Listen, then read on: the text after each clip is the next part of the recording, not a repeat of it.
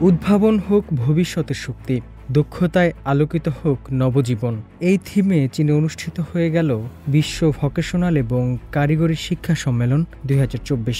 বিশ্বব্যাপী ভোকেশনাল এবং কারিগরি শিক্ষাকে এগিয়ে নিয়ে তরুণ দক্ষ কর্মী তৈরির লক্ষ্যে সম্প্রতি এই সম্মেলন অনুষ্ঠিত হয়েছে।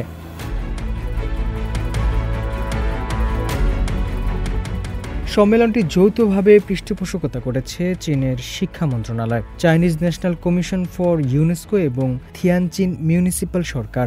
এতে শতাধিক দেশ ও অঞ্চলের 600 জনেরও বেশি বিদেশি অতিথি সহ 1200 জনের অধিক দেশি এবং বিদেশি প্রতিনিধিরা অংশগ্রহণ করে। এরই মধ্যে চীনের 2 শতাধিক ভোকেশনাল কলেজ ও 70টি দেশ এবং অঞ্চলের বিভিন্ন প্রতিষ্ঠানের সাথে অংশীদারিত্বের ভিত্তিতে 4 শতাধিক প্রোগ্রাম চালু করেছে। গঠন করা হয়েছে world vocational and technical education development alliance. এটি প্রতিষ্ঠার প্রধান লক্ষ্য ছিল বৃত্তিমূলক শিক্ষার জন্য একটি প্রতিনিধিত্ব এবং অন্তর্ভুক্তিমূলক আন্তর্জাতিক প্ল্যাটফর্ম প্রদান।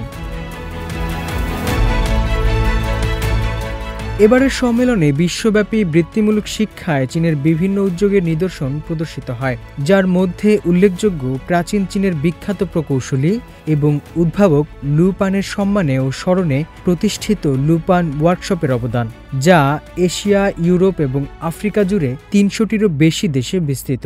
একাডেমিক শিক্ষা এবং দক্ষতা প্রশিক্ষণের 14টি শাখায় 60টি বিশেষ প্রোগ্রাম প্রস্তাব করে এই ওয়ার্কশপগুলো।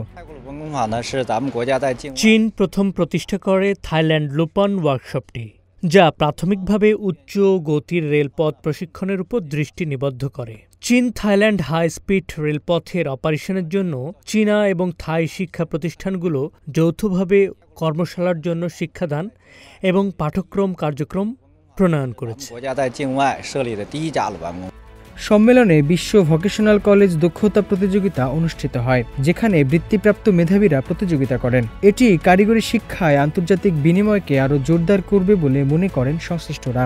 প্রতিযোগিতাটিকে আন্তর্জাতিক মানে উন্নীত করার লক্ষ্যে 74টি দেশ থেকে প্রায় 30,000 অংশগ্রহণকারীকে প্রযুক্তি, স্বাস্থ্য ব্যবস্থাপনা এবং বিদ্যুৎ চালিত যানবাহন সহ 42টি পেশায় প্রতিদ্বন্দ্বিতা করার জন্য উদ্বুদ্ধ করা হয়।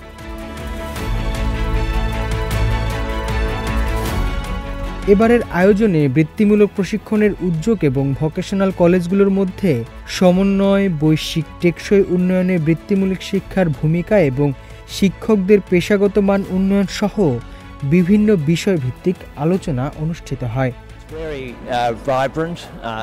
সম্মেলনটি খুবই প্রাণবন্ত। আধুনিক অর্থনীতির জন্য এটি অত্যন্ত গুরুত্বপূর্ণ। অনেকেরই বিশ্ববিদ্যালয় ডিগ্রি না থাকলেও সত্যি নতুন প্রযুক্তি ও স্বাস্থ্যসেবা নিয়ে এদের কাজ প্রশংসনীয়।